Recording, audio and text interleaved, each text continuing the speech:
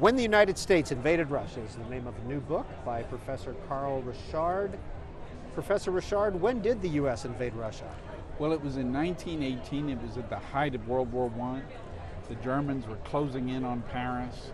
It looked as though the Allies were going to lose the war. They were bombarding. Big Bertha was sending shells into Paris.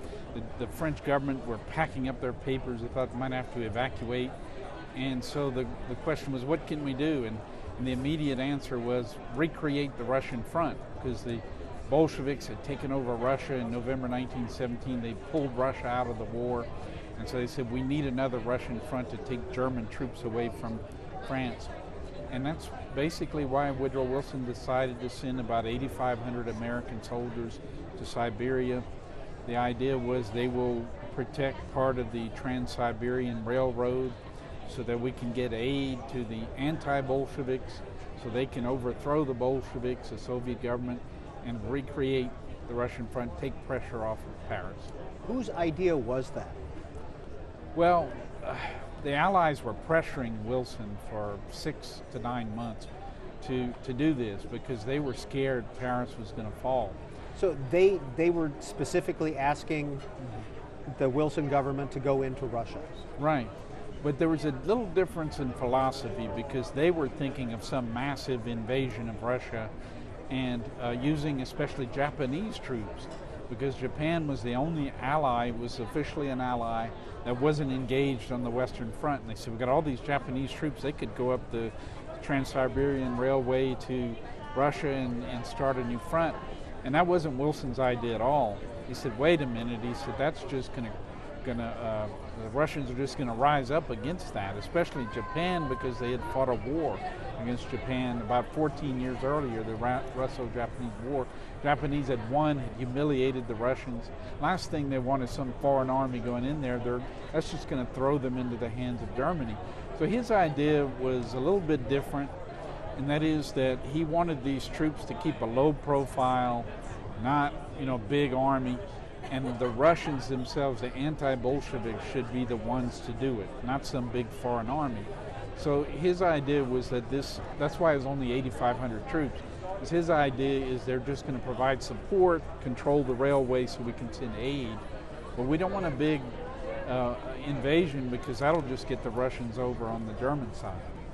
How long were those troops in Siberia? Well, that's the interesting thing, is that even though they went in to try to get the Russians to reestablish the Russian front, what happened was, by the way, Wilson made this decision on July 6, 1918. American soldiers started arriving in August, September 1918.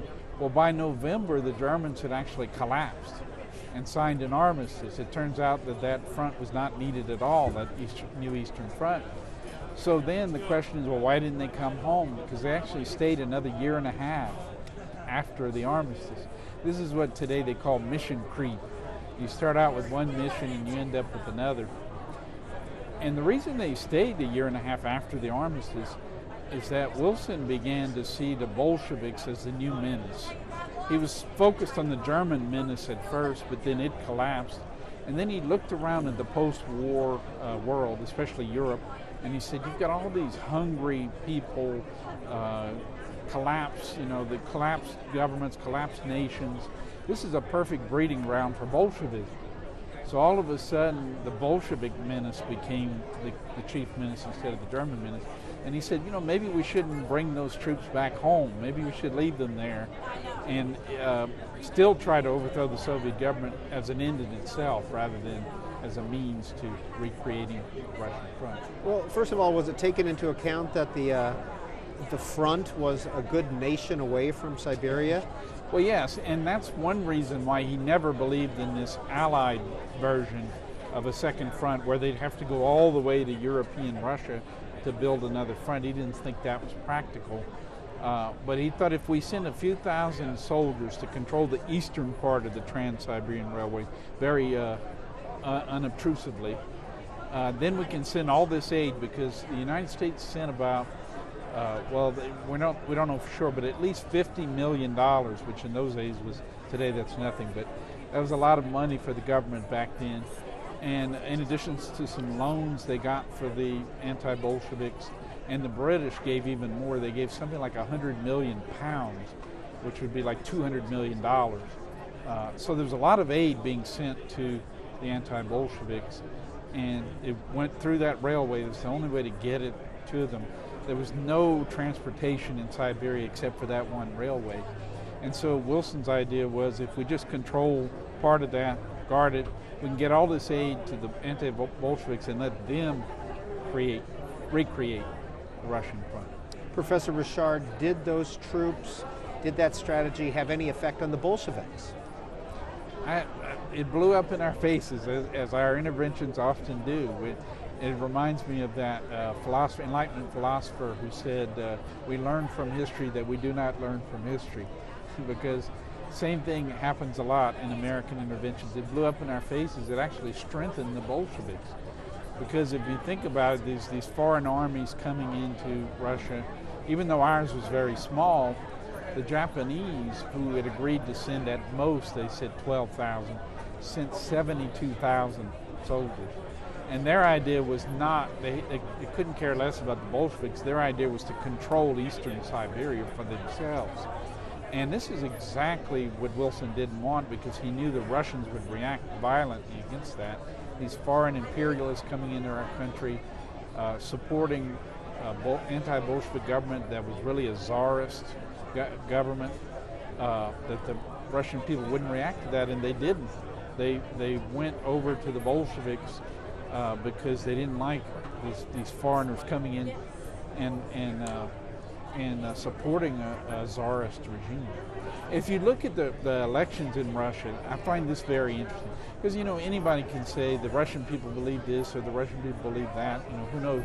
But there was an election, which in 1917, for a constituent assembly, for democratic elections, which the Bolsheviks canceled and took over.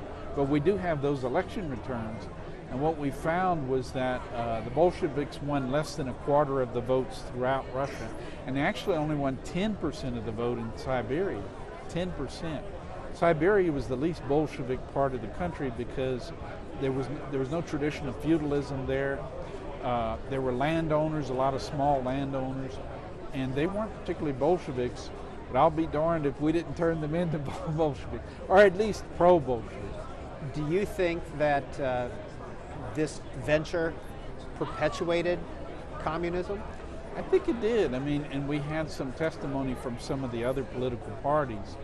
For instance, the Mensheviks and the socialist revolutionaries, who were these big sort of left-wing but not communist parties. And their leaders told our ambassadors and so on, get out of here, this is a big mistake, you're killing us. As long as you're here, we cannot oppose the Bolsheviks because we'll look like we're foreign lackeys. And so you're hurting us, you're hurting the Bolsheviks' opposition, and you're forcing us into their camp. Carl Richard, how well known was this at the time in 1917? At the time of the intervention, people knew we had troops there and nobody knew why, it seems. I mean, Wilson did put out a statement, which was a very confusing statement. This was before the armistice, so he's talking about all kinds of things. Alleged German war prisoners that were running loose in Siberia, which wasn't true, and he knew it wasn't true. He was trying to drum up support. Very confusing statement he put out. So you have all these people that know we have soldiers there, but they don't know why. And there were these senators, these sort of Republican isolationist senators, who were making speeches saying, what are we doing there, Mr. President? What's going on? And of course they were taking political advantage. They were Republicans, but they were also sincere in thinking, what are we, we have no reason to be there. And this actually forced Wilson to come up with some innovative financing of this aid for the anti-Bolsheviks, because Congress did not allocate money for this. How did he do it? He had a war fund that had been granted to him. And of course, with the war coming to an end, he still has money in it. And so that's where a lot of the money came from. Also, we had lent, and I use that in quotation marks, a lot of money to the Russian government before the Bolsheviks took over, the provisional government, which was a pro-democratic government. And so they still had this money. Even though they'd been overthrown, there was still a Russian embassy, not of the Bolsheviks, but of the previous government.